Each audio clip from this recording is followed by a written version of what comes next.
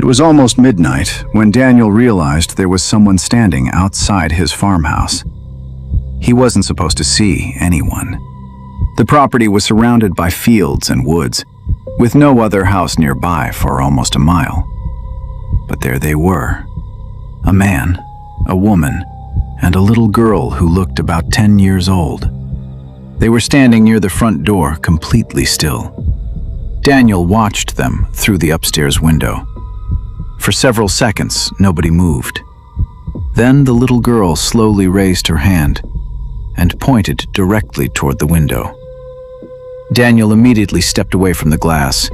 He didn't know who they were, but he was about to discover that this wasn't the first time that family had stood outside that house, and it wouldn't be the last. My name is Daniel Carter. At the time this happened, I was 29 years old and living with my wife, Emily. We had been looking for a quiet place outside the city for months. Emily wanted somewhere peaceful. I wanted somewhere affordable. When we found the farmhouse in western Pennsylvania, we thought we'd found both. The house was old, but it was beautiful in its own way. It had wooden floors, a large kitchen, an upstairs bedroom, and a huge field stretching behind the property. Tall trees surrounded the house, which made the place feel completely isolated after sunset. The price was surprisingly low, almost too low. The real estate agent told us the previous owner had moved away after a family tragedy. That's all he said. Honestly, we didn't ask too many questions. We just wanted a fresh start. We moved in during the first week of October. For the first few days, everything felt normal. The mornings were peaceful. During the day, the farmhouse actually felt warm and comfortable. At night, however, the place felt completely different. The silence was almost unnatural. There were no cars, no voices, nothing except the wind moving through the trees.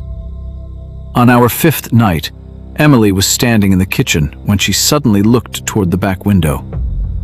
"Daniel?" I was sitting at the table. "What?" "There's someone outside." I walked over. The field was empty. "Where?" "Near the trees." I looked carefully. There was nothing there. Emily watched the darkness for another few seconds, then she shook her head. "Maybe I imagined him." I told her not to worry. We went upstairs, but sometime after midnight I woke up. I don't know why. The room was dark. Emily was sleeping beside me. I looked toward the window. For a moment, I thought I saw someone standing outside. I sat up. The figure disappeared. I told myself it had been a tree moving in the wind. The next morning, everything seemed normal, until I walked downstairs. There was mud on the wooden floor near the front door. Fresh mud. I looked at Emily. "Did you go outside?" She shook her head. "No." I followed the muddy footprints. They started at the front door and stopped a few feet inside the house. There were no footprints leading back outside. Emily stared at them. Then she said something that made me uncomfortable. "They look like a child's footprints." She was right. They were small, much smaller than an adult's. I cleaned the floor and tried to forget about it. But later that afternoon, I went into town.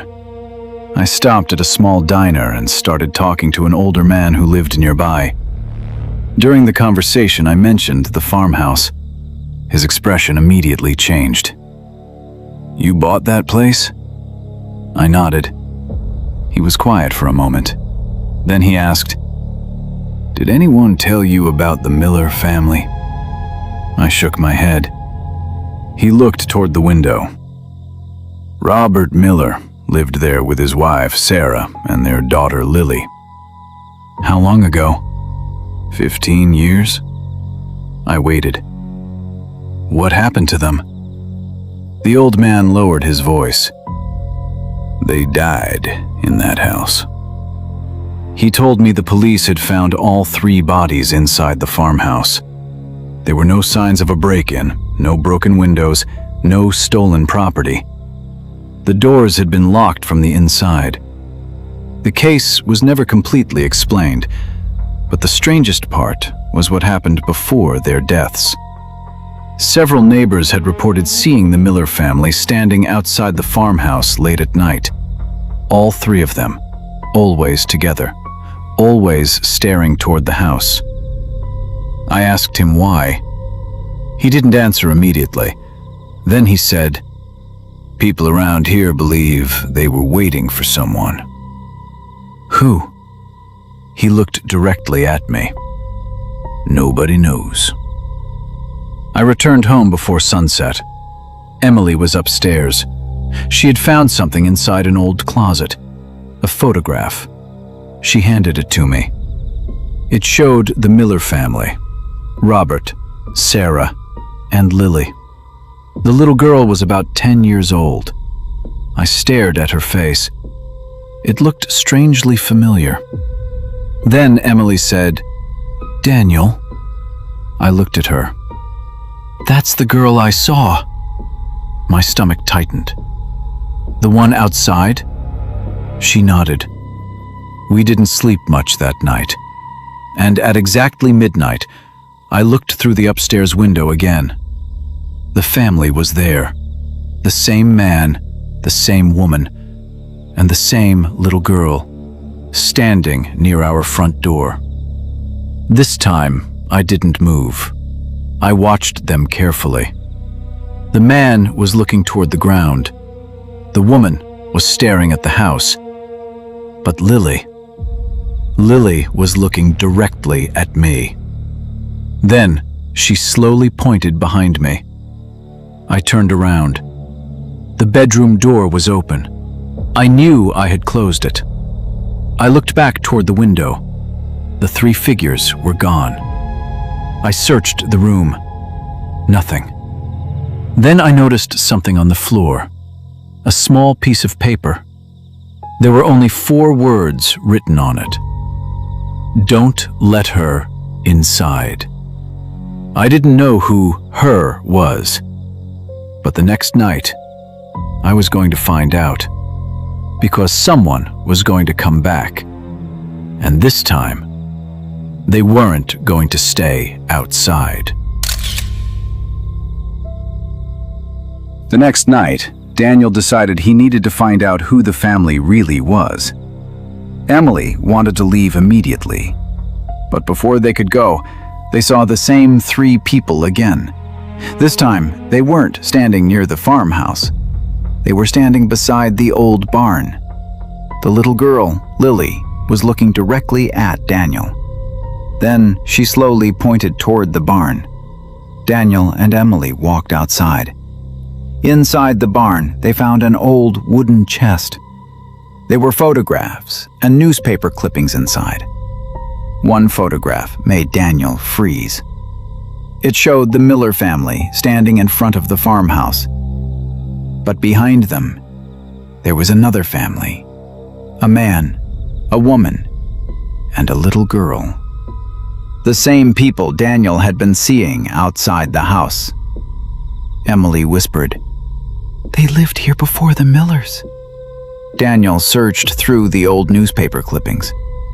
Almost 30 years earlier, another family had disappeared from the farmhouse. Their bodies were never found. Then, years later, the Miller family moved in, and the same thing happened to them. Daniel found an old diary. It belonged to Robert Miller. The first pages were ordinary, but the final pages were different. Robert wrote that Lily had started seeing people outside the house at night. She called them the waiting family. At first, Robert thought Lily was imagining them. Then, Sarah started seeing them too. Robert wrote that Lily kept repeating one sentence. "They can't come inside unless someone lets them in." Daniel closed the diary. Now he understood the meaning of the note he had found. Don't let her inside. But there was still one question. Who was her? That night, a door upstairs suddenly opened. Daniel and Emily looked toward the hallway. Lily was standing there. But this time, she wasn't alone. Robert and Sarah were standing behind her. And behind them was a woman Daniel had never seen before. The woman slowly looked toward Daniel. Then Lily said, "You opened the room." Daniel's heart sank. He remembered the hidden room they had discovered earlier. Lily continued, "Now she can find you." The lights suddenly went out. When they came back on, the hallway was empty. But there was a new photograph on the floor. Daniel picked it up. It showed him and Emily standing outside the farmhouse. And behind them, the mysterious woman was standing. On the back of the photograph were 5 words. "Tomorrow night, someone will leave." Daniel looked at Emily. They both understood. They couldn't stay another night. They packed their things and rushed outside. Daniel got into the car and tried to start the engine. Nothing happened. He tried again. Still nothing. Then Emily looked toward the farmhouse. Lily was standing in the upstairs window. She was holding another photograph. Daniel could see it clearly. It was a photograph of their car. But there was something impossible about it. The picture had been taken while they were sitting inside the car, before they had even gotten into it. Daniel looked back at the farmhouse, and for the first time, he realized something. Maybe the farmhouse wasn't waiting for them to leave. Maybe something inside that house was already following them. Daniel tried the car one more time. This time the engine started. He didn't wait. He drove away from the farmhouse with Emily beside him. Neither of them spoke until they reached a small motel about 20 miles away. They locked the room and tried to convince themselves that everything was finally over. But around 3 in the morning, Emily woke Daniel. She was standing near the window. "Daniel?" He looked at her. She was holding a photograph. It showed their motel room. Daniel and Emily were standing beside the window, and between them was Lily. Daniel immediately looked behind them. There was nobody there. Then he noticed writing on the bathroom mirror. 4 words. She was never the victim. Daniel finally understood. Lily wasn't trapped in the farmhouse.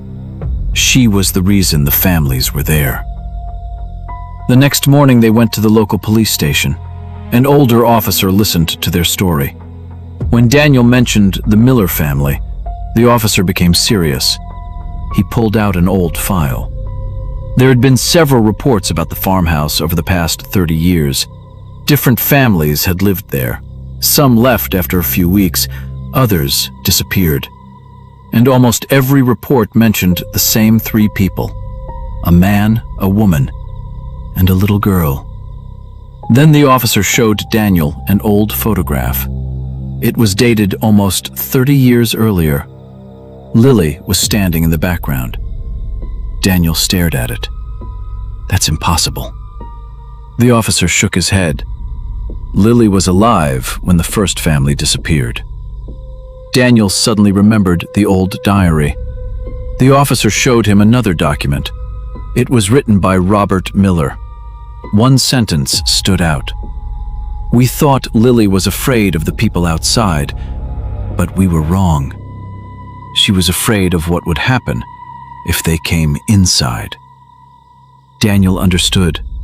Lily wasn't warning the families. She was waiting for them.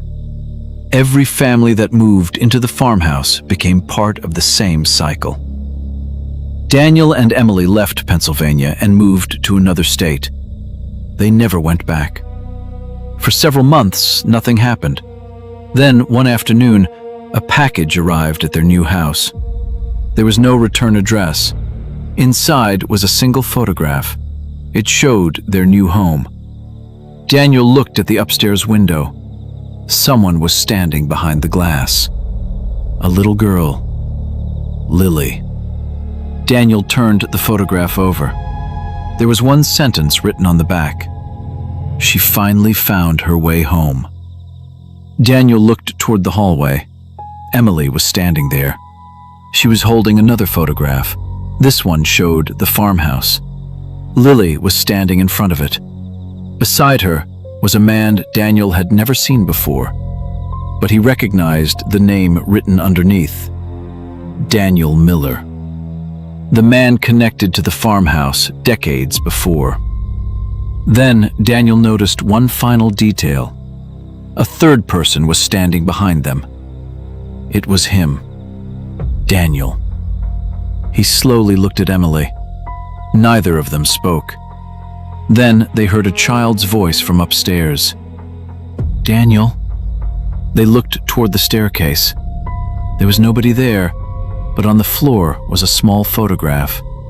It showed their new house, taken from outside, and standing near the front door was Lily.